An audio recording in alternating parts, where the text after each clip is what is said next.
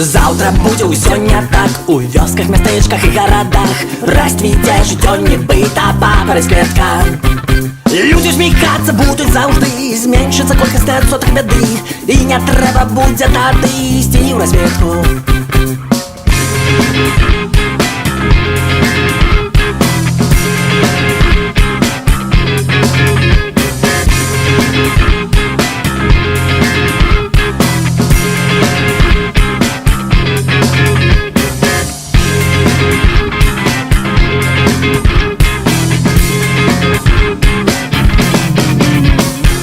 Заўтра будзе ўсё не так, будуць людзі жыць у такт пазітыўнаму, аптымістычнаму настрою. Не будуць пысы на вуліцах біць, не будуць людзей ні за што судзіць, і будзе шанаваць краіна нашая сваіх герояў.